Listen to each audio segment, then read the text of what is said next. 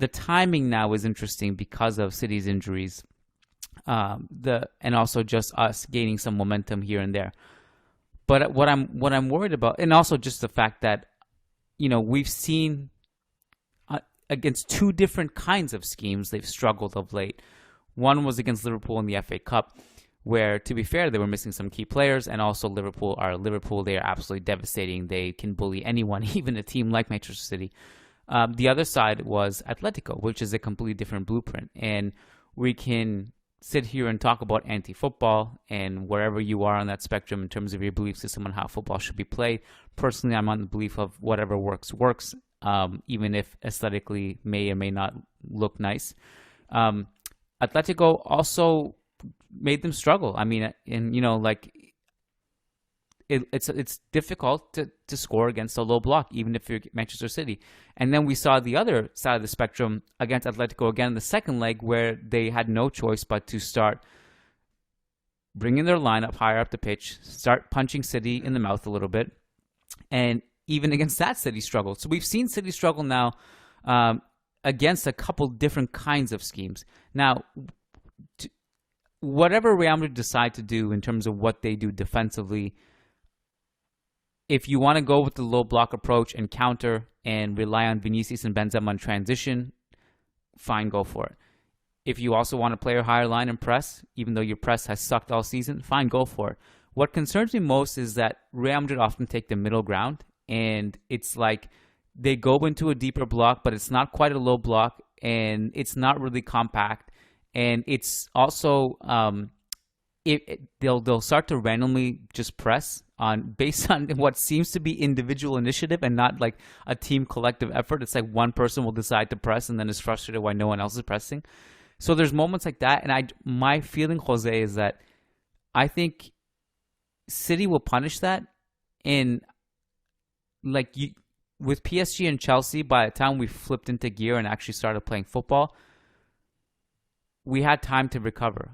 I just worry if you do that against City right off the bat, will the hole be too deep to dig out of yourself? Like a 20-minute blitz versus Chelsea and PSG might work, and I'm still amazed it worked. But will a 20-minute blitz in the second half of the second leg against Manchester City be enough? That's my concern. So where are you in terms of what's the best way to approach this from a defensive standpoint? Yes, so I agree a lot of what you said about the worst thing that can be done is to do kind of a half and half, which in reality is kind of a nothing and nothing approach. Yes. You don't do either thing well. You don't press well. You don't defend deep well. I do think it will be important. I think there's a lot to be learned about what Atletico did, in the sense that it might be good to mix moments of pressing with moments of defending deep. It's just whenever you choose to do it, you commit and you do it well. And I think it's going to be important. Like, I think we've already seen from the last two ties that for Real Madrid, it's going to be a matter of choosing their moments. Atletico did this very, very intentionally, I think. Like, this whole tie was set up to survive the first 135 minutes, and then in that last half, just go all out, which is what they did. And that's not a bad approach to follow. Like, Real Madrid could set up intentionally to do something similar, maybe be more conservative in the first leg and try to go to be a bit more aggressive in the second leg. The thing is, like you mentioned, the most concerning thing is that Real Madrid's pressing is definitely very, I would even call it very emotional, in the sense that after a goal, for example, this team presses like an elite unit, and it's just simply because everyone is just fired up. So it's those kinds of moments. I think those will be the moments where it's worth pressing. Like, right after you scored a goal, keep pushing so that you can keep having the initiative, maybe get a second goal. If you are coming back and get another goal and get a goal, then those are the key moments to press. Generally, yes, I would say that if Real Madrid starts the game pressing, there's a good likelihood it will go poorly, because that's usually been what happened, and it's going to leave a lot of space for guys like Bernardo Silva and Kevin De Bruyne to just run through midfield. So the way I'm thinking about it is mostly a deeper block with choosing your moments of when to press, because it's very clear that Real Madrid cannot press for extended periods of time. But I want to talk about Gabriel Jesus, because watching that game against, my God, I don't even remember who I just watched them beat Watford? Up on. Watford. Yeah. That's the one where he scored 4. Yeah. Yeah. So he, in that game, what I was impressed with him in that game, even if you strip away all of his goals, I was mind blown at how great he is at pressing.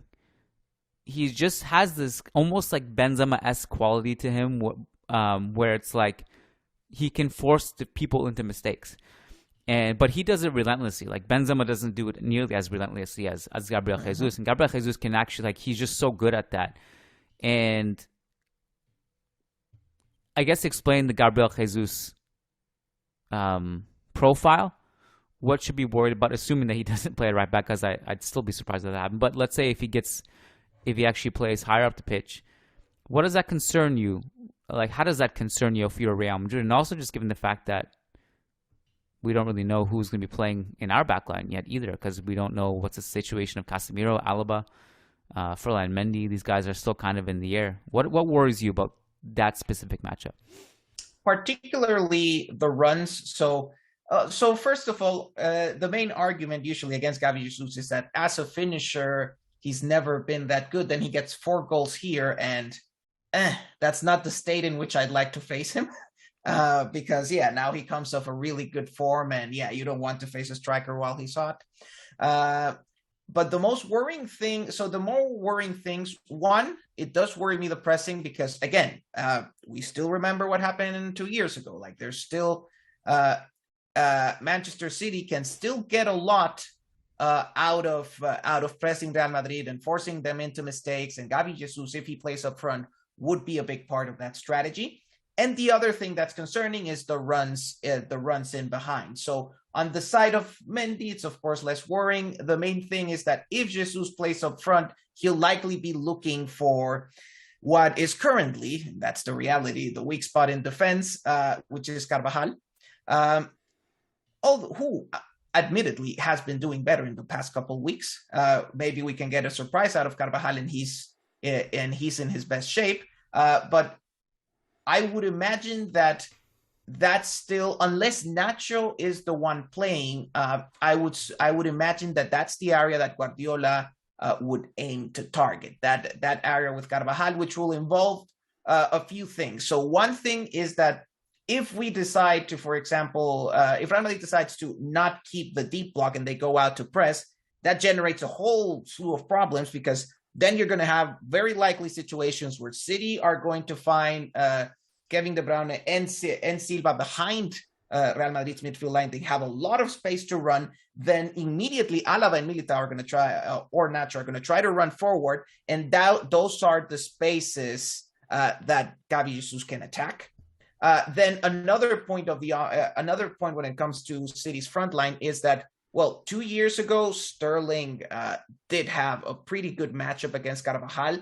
I would expect Guardiola is going to do something similar this time around. Like, I would expect Sterling to be playing on the left, trying to beat Carvajal in those 1-versus-1s. That would be my expectation for the game. So, overall with Jesus, I'm worried about the runs in behind and those situations where City's midfielders or Foden if he plays forward, attract our center backs, and then that gives Jesus space to run. I think like just all of those runs in general that you're bringing up are something that I'm worried about, because Mount killed us with those runs, and we just know that teams can make those diagonal runs in the box. And look, it's just when you have an offense that's fluid, unpredictable, it's really hard to defend, right? And I think one of the things that makes this City team in particular so dangerous is that it's not just Gabriel Jesus. Like, there are multiple players who can make those cutting runs off the ball. It's also just the fact that Kevin De Bruyne is there hitting them hitting those targets, right? You know, even looking at that Watford game, there was so many instances where Fernandinho makes that run into the right half space.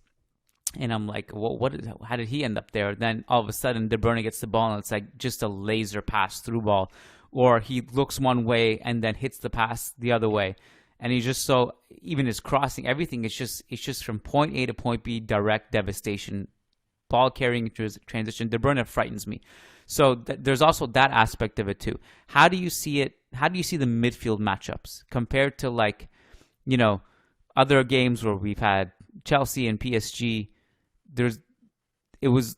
Whatever we're previewing these big games, it always seems like the midfield matchup is something that we look at like, okay, can Modric and Kroos physically hang with these guys? Will they have to conserve their energy? Casemiro may not play. What does that look like? Do we start Camavinga or Fede? Does Fede start the right wing? Does Rodrigo start? Midfield matchups. Tell us who you kind of favor and lean towards.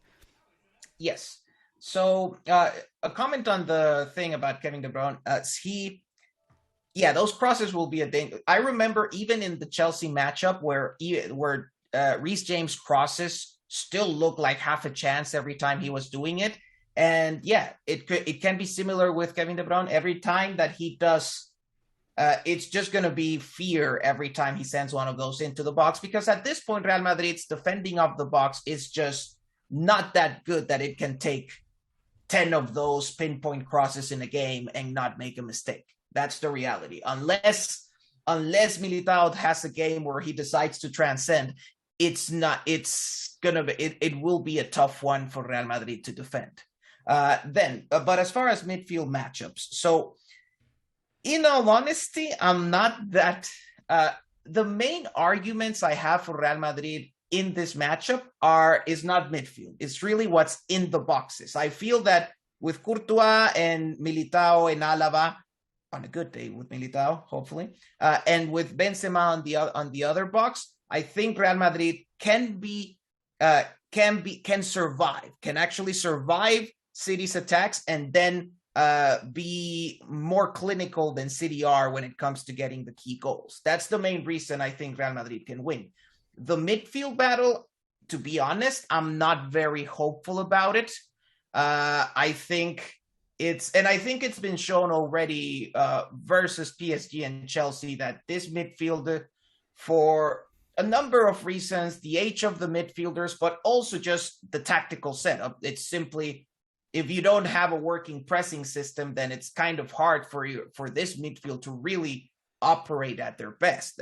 It's the combination of those two things, age and the lack of that coherent pressing, that I think makes it really, really difficult. There have been a lot of comments on Kroos like not being good lately, but it's just, if we compare this to the time with Zidane, it's just that right now he has to live within a setup where the team is not as possession heavy as it was before. It's not as possession focused as it was before. And of course, it means that Kroos now finds himself in a setup where he's more uncomfortable. It means that Real Madrid is more in survival mode than in defense survival mode than actually trying to do some expansive passing sequences. And yeah, I have to admit that apart from the main thing that Real Madrid has in that midfield is the moments of brilliance that can come up from Kroos and Modric. It's the fact that Casemiro is always going to be there if he manages to play putting out fires. But I am not particularly confident about that midfield battle. Now, the two things that could make it interesting is the young midfielders. So with Fede, I think the approach that was used against Chelsea of playing Fede right wing, I think it's good. I think it's something that should still be used because it helps the team a lot with the pressing. And again, there should be defending all over the pitch, the reality, because Fede will move and defend all over the pitch. Having Fede will be useful in the deep block. It will be useful in the pressing. So having him there at right wing is useful. And then in the second half, you kind of bring Rodrigo in as your impact substitution, which I still think should be his role for now, because it's it's important to have that, but to still have that bullet in the chamber and not use it too early. And then there's the situation with Camavinga, who is also, I think, if he comes from the bench, is also a big impact substitution. So I could see, for example, Real Madrid's midfield having a bit more dominance. If you go into a second half, you bring Camavinga in, and then that kind of revitalizes midfield. The team starts pressing a bit more. It starts getting a bit more possession with Camavinga there. Those are situations where I can see Real Madrid controlling for a bit.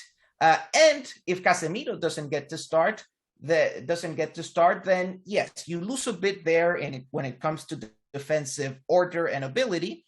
But then the reality is that Casemiro, just like it did 2 years ago, would struggle against this City press. So you lose in defense, yes, but you would also gain something in build-up if either Camavinga or Kroos get to play in that position. I am still a bit more fan of the approach of, if Casemiro doesn't play, put Kroos as the 6 and let Camavinga be more of an 8 so that he gets to press and go forward a bit more. I honestly prefer that approach. Whatever the case, if Casemiro doesn't play, then yes, you lose some in defense, but you win in build-up. So that's kind of the trade-off. But overall, I would say that it's going to be a hard one for Real Madrid to dominate midfield overall. I still think this is going to be a tie that will be mostly controlled by City. It's just there will be certain specific situations where Real Madrid has to take advantage of, like when it comes to the time when, say, they score a goal or they need to come back. You know that the team can get going, and in those situations, if you for example, if you put Camavinga in at that moment, then in those situations, you could see midfield dominate. But in general, I don't expect Real Madrid to win the midfield battle in general. I think also, like, a lot of the things you're saying about Kroos and, could you play him as a 6? And I agree with you. I think the problem is, like, and this goes back to some of the drop-off in form and what people are saying about Kroos, is that I just don't have faith in Real Madrid's ability to play in a system that suits him right now in this day and age. Because, if you put Kroos as a 6, in theory, I think that makes sense, but you have to play a certain way. You can't, like against Sevilla, Kroos played that 6 role, and in the first half, he just is not in a position that he can, he's not a person who can track runs and tackle in transition the way Casemiro can, but he does so many other good things that Casemiro can't from the 6 positions. But you're not playing a system where you're controlling and you're letting him play quarterback, and you're masking and you're masking some of his defensive holes, and you're covering for him, and you're winning the ball high up the pitch. Now, ironically, like in the second half against Sevilla, they actually did play a higher line and control the ball, and Kroos worked in that role. Right. And I also think one of the things that you said that jumped out at me about Kroos is something that I haven't seen discussed enough about this drop in form, is that they're playing a system that doesn't suit him at all. He's behind the ball the whole time, and he thrives when he has the ball and the team is controlling, and he can dictate the tempo of the game. He can have the ball at his feet constantly to help with the ball progression, to play those vertical balls, to play make, all those things. And when you have him kind of just circling around and chasing midfielders all day, it just doesn't suit him.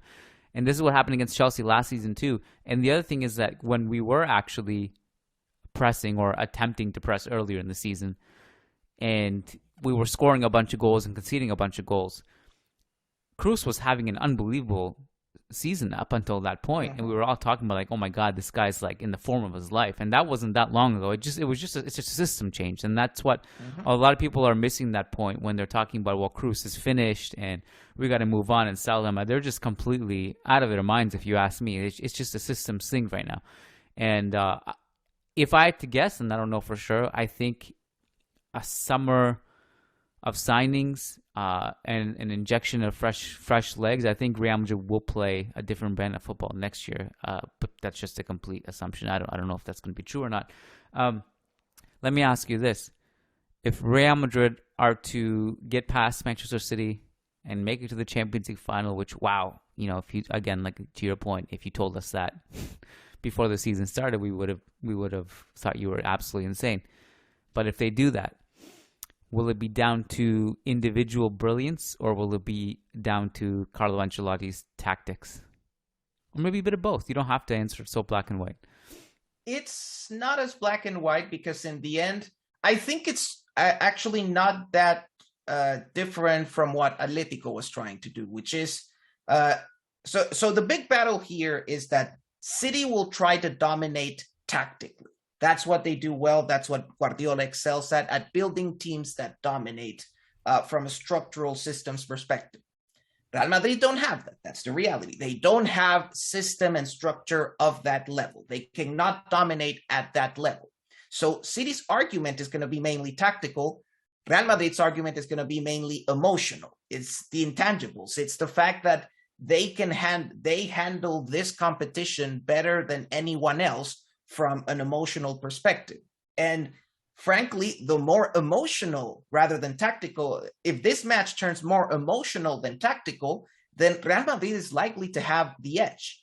And that's really what you want. What you want is to have the emotional edge over City, so that then you could go and take your moments. But again, it's going to be a matter of moments, just as it's been throughout all of these ties. And again, and I think Simeone and Atletico provide like a good example of how to do that purposefully. The team was built so that everything was built so that they were going to survive at first, and then once it reached a certain stage, it's like, okay, now we go forward, and that intimidated City. So they created that context of like a highly emotional game where they had the edge.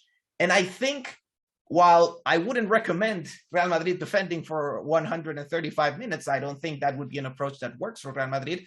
I still think that they need to search for something similar to try to survive the moments when City dominates, and I would still expect them to control most of the time, but then just pick those moments. It can be substituting, like it could be a goal, it could be that situation when you need a comeback, or you go into the second half and you substitute in Camavinga and Rodrigo. Those are the moments that the team is going to have to take advantage and try to turn the game into something more chaotic. Because in the end, Guardiola teams are built to be ordered. They want an ordered game. And if you take them away from that, like Atletico did in that second half of the tie, then that's the context where they are most uncomfortable. And I mean, what Atletico was doing there is that they were pressing, not always they started pressing in the first half, and it wasn't in the most coherent way, to be honest. Then they just got even more aggressive in the second half, and then started sending just long balls. Like what Atletico was doing was not particularly structured. There was a lot of long balls. Some of them worked, some of them didn't. The difference is that if Real Madrid does that, you can have Alaba or Kroos pinging a long ball up to Vinicius to take advantage of whatever poor soul plays right back for Manchester City. So that's ultimately what the situation has to be. To be able to have those moments, and that can be done intentionally, create those moments of chaos where Real Madrid decides to go forward, City gets a bit intimidating, and take advantage of those moments. At least to me, that's going to be the key. And if Real Madrid can take advantage of those chaotic moments, that's how they win. And it's similar to how the previous ties were won. I just think that it should be a bit more intentional. And yeah, it would be nice if the team could be a bit, how do I put it? If they could survive the phases of domination of their opponent a bit more, because we got to admit that against PSG and Chelsea, they didn't survive those that well. City, of course, maybe doesn't have like this super good striker finisher out in the box to do those things, but right now a goal can come from anyone in that City midfield or forward line. Yeah. So it's not dependent on one entire player. It's a different systemic structure that a lot of players can do damage. I think like if the the energy levels by the time the second leg rolls around in the second half is actually interesting to me to also monitor because, and obviously Vasquez, Rodrigo, Camavinga, I expect these guys again to be really important off the bench as they have been. But where I wonder I wonder a few things. Ancelotti has said in the past, and again, I've actually been. It's not that I think he's wrong, but I've just at least questioned it to see if it's true or not. But he did say after the Chelsea game that the reason why they've had more energy in the second halves of those ties is because the opposing team presses them and then they just run out of gas.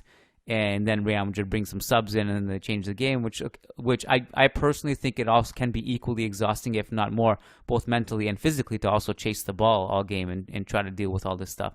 But that's another debate. But another factor in this is that Real Madrid could be wrapping up this league against Espanyol upcoming, and City and Liverpool are going to the death in the Premier League. And I also wonder how much that'll take a toll on both squads. And we've already kind of seen it with City too, with the back line and what they're going through right now.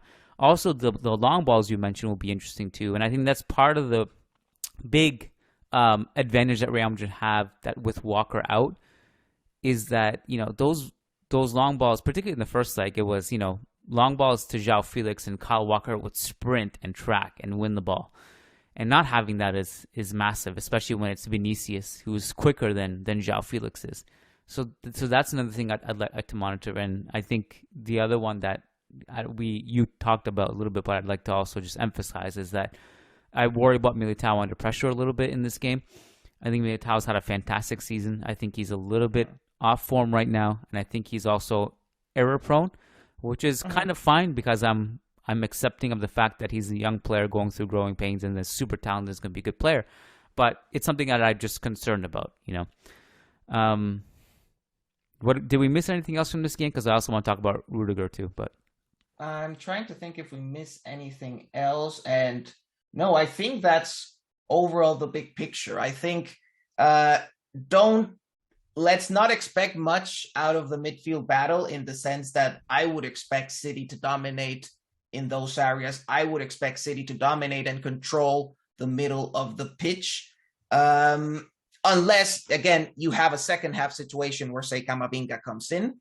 I would still advocate for Fede at the right wing. I think it's very important for defense.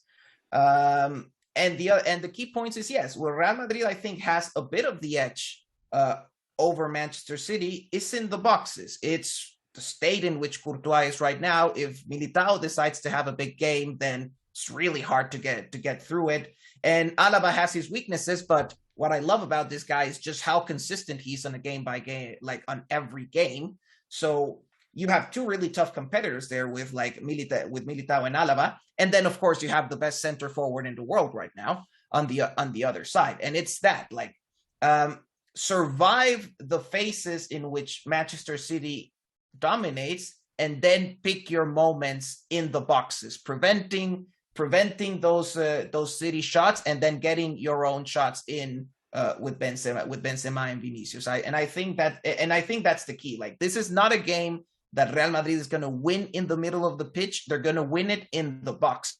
So they have to survive on one end and on the other end and be efficient on the other end of the pitch. And like I said, Manchester City wants order. You need to bring a bit of chaos into that. Yeah. So having those moments where you decide to go forward, scare them, where you just go instead and don't even go for the intricate passing, just do like Atletico and send the long ball.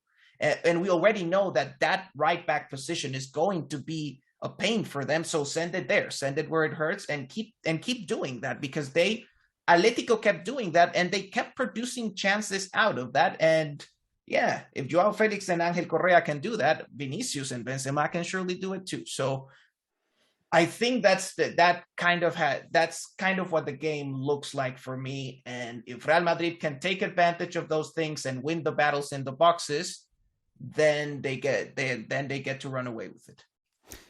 It all makes sense to me, my friend. Get the ball to Vinicius and let him just cook whoever is there, that poor soul who has to play right back in the first leg. And, obviously second leg, I assume it'll be different. Cancelo will be back, Walker will be back, etc. But, one game at a time. We'll also have you on before the second leg.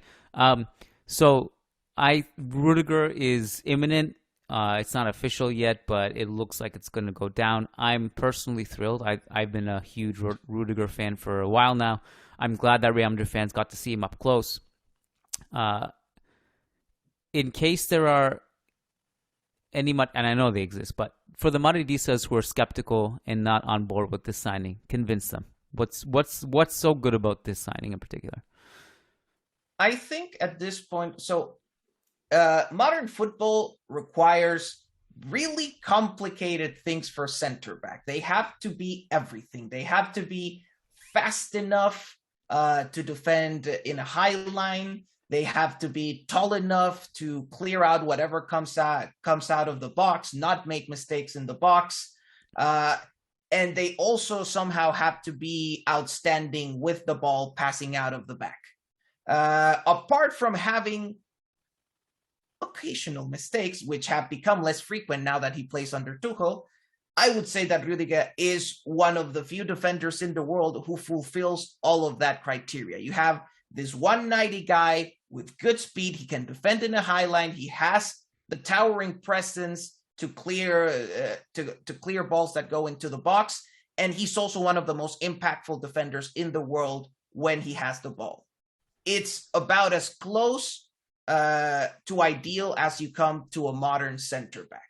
That's the main reason why getting Rudiger is worth it. And I think he always had that. Why didn't he show it before?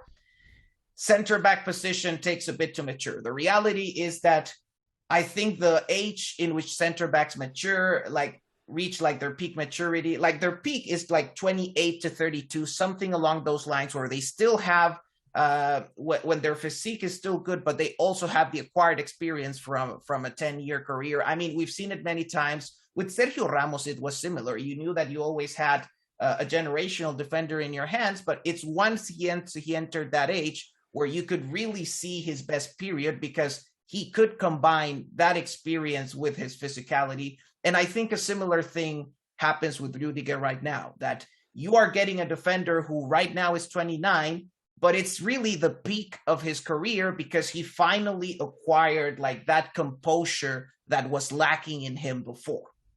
He always had the qualities, but now he has that extra composure to add on top of it. My opinion is that, some people say, okay, let's see how he works outside of back three. My opinion is that the leap he has made with Tuchel is a leap that will stay regardless of the system. There's a mental switch that went there that I think you're not going to turn it off anytime soon. So I would expect that, maybe he's a bit like Alaba. Maybe he's best optimized if you played him in a back three, but will still do quite well in a back four. That's the way I see it. And I think given the current market and its opportunities, it's about as good as a signing as you can get. And again, I like that they are getting a center back. It's not a matter, they're not getting a center back, a young, promising center back, but someone who is ready to deliver right now. And I think that's pretty useful. Real Madrid already has a center back in Militao that has a big future, but still some things to polish, because I know that there are, you see, for example, the fan base talking about guys like Pau Torres, Fofana, etc. They're good, they're promising, but just to give you an example, Bayern got Dayot Upamecano this year. It hasn't gone well. The talent is there, but if you are a 23-year-old center back, it will usually take you about 5 years or so to reach really the peak. So it is quite convenient that right now Real Madrid could get a defender who's right now at the peak of his powers, and I genuinely think it's something that the squad needs at the moment, rather than get another promising young center back. Well said. I think this is exactly what Real Madrid need right now. I think he's the type of person you just always hated playing against, and I always loved watching, and I would have loved to have him on my team. I think he brings the bite. I think he brings the physical ability, the aggression that you need in big games. This is the thing, even like going back before the Tuchel days, I always felt his presence in big games. I just think he shows up and he's not afraid of anyone. I think you compare him with Militao and you have excellent aerial threat. I think you compare him with Alaba and your ball progression is going to be down to a science because he's good at both. And I think that's the thing about Rudiger too. I keep on saying Rudiger and people have tried to correct me on how to pronounce it. Rudiger. I think the other thing with Rudiger too is he's so good at so many different things. His on the ball ability is fantastic. Also, just like in terms of being used to the Sergio Ramos profile, who scores goals and just creates things from a defensive position, he does that as well. I was really impressed. I mean, he defended Benzema, but as well as a defender can defend Benzema in that second leg. Apart from obviously Benzema's goal where he slipped, tracking both Rodrigo and Benzema in a split second. And the back three, back four thing, I think, we saw him switch into a back four seamlessly against us. Obviously, like that's not like a massive sample size, but he did it like without much trouble, and that was a really good sign to me. I also think it's like people will say he's a systems player, etc. That was the big argument when we were linked with him initially. I also think that it's not that it was a back four, back three thing. I think it's more that what you can say is that he thrived under Tuchel's system, whether it be in a back three or a back four. I think that's but I don't think it was a formation thing. I think it was a systemic thing. So, admittedly, there is always more chaos and less order at Real Madrid. So that's something that we have to expect him to just raise the bar and hear the call and be there, because Real Madrid will always be chaotic. You have to put out fires, and that's something we're going to have to hope that he can do.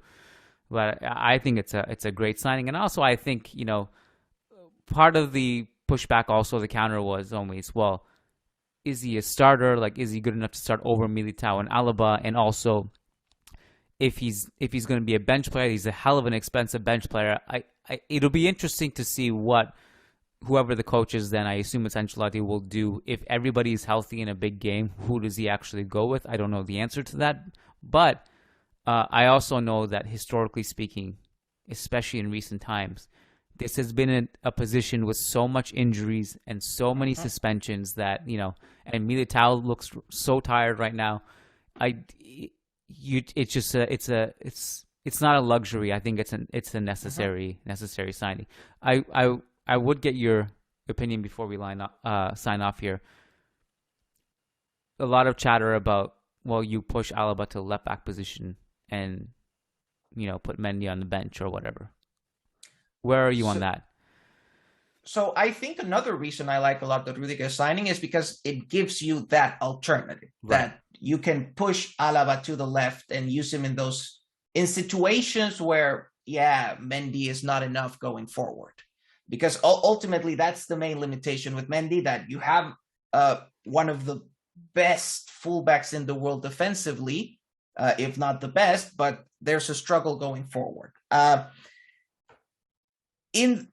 I don't know if I would want to push Alaba permanently to left back, and I have a feeling the player himself wouldn't want that either. So to me, it's more keeping Alaba as left back as an alternative, as a resource that you can use. And of course, it's much better than, say, putting current Marcelo in. So that's definitely an upgrade. The way I see it, Alaba as a left back is not something I think that could be done permanently, but it is a good alternative if injuries, etc., dictate it, or even against specific opponents. I mean, there in a big Champions League game, you need to defend Mo Salah. Then of course you put Mendy there because you know what you have to deal with. But then there are other games where if you have to go forward, then you have the benefit of deploying Alaba there. And and that's the way I see it. You even have like these setups nowadays that just like to use this kind of elbow back positions where like you sometimes you play out of the back with three and then one of them just joins in. Like Alaba could be involved in schemes like that now that the team has Rudiger. So like one of these kind of hybrid back four, back three kind of things. So that could also work. So I think it does I think it's a good alternative. I'm not sure if it's something that can be done, like just always play, like make Alaba your starting left back. I'm not sure, mostly from the player side. Like if Alaba agrees to it, then sure. But it doesn't sound, and also I think the team has built something really nice with Alaba and Militao as center backs. And that's the other thing. I don't know if it's worth like breaking that up too much. Like, sure, maybe don't play them every time, but yeah, I also not sure if I'd like to get Alaba away from the center back position because there's a lot he offers there. So I think in my opinion, the best thing to do is alternate him between center back and left back, depending on the opponent, depending on the squad condition. Yeah, I think that's about right. I think Alaba's best position is left center back, but it's nice to have the option to have all these, just have these options on the table. And I'd be very curious also to see what happens to Miguel. In a way, Miguel might lose with a signing like this, but we'll see what happens. We don't know. But yeah, it's nice to have that versatility, and it's nice to have that option in depth. And this was a good signing. It's a step in the right direction. Yeah. Jose, thank you for your time, my friend. We'll have you on before the second leg. And who knows what the discussion will be then. Yeah. Be very curious. We'll these things often don't go as according to plan, and maybe after this game we'll be talking about some absolutely crazy, surprising, chaotic things that we just did not expect and were not on the agenda. But it'll be a fascinating game, and certainly I think it's even more fascinating than it was 2 years ago between these two teams. I agree. All right, Jose, thanks for your time, my friend. We'll talk soon. Take care. All right. Thanks for having me, Kian, and thanks everyone for listening. See you around. What's up, Madridistas, and happy Tuesday. This is Kian Sobani. It is game day. We are here to help you just kill some time, make sure you get as much content as you can to make sure the day doesn't go by too slow before the biggest game of the season happens tonight. And I also wanted to just invite you guys all. 1 hour after the game, we're hopping on Zoom for a live podcast, which you can actually sit in on the podcast with us. We'll do at least 2 hours of video breakdown live on the fly. There's a chat box. You can talk to hundreds of other Madridistas live on the call. Every Champions League big game, we do this Zoom call. And every time we break records. It's been amazing. It's been one of the best things we've ever done. Maybe the best thing we've ever done, apart from the live podcast world tour that we're doing.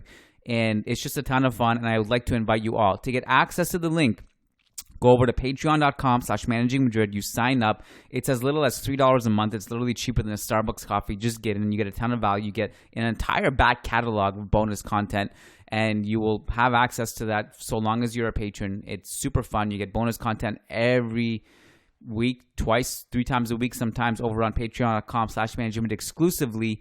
And even if you can't attend tonight live on the call 1 hour after the game, you can also download the audio after the fact. So don't worry about it, but just make sure you get in on the action. Join the family.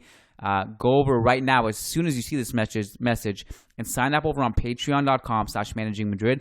That way you just have it ahead of time and you're ready to go when the podcast starts tonight.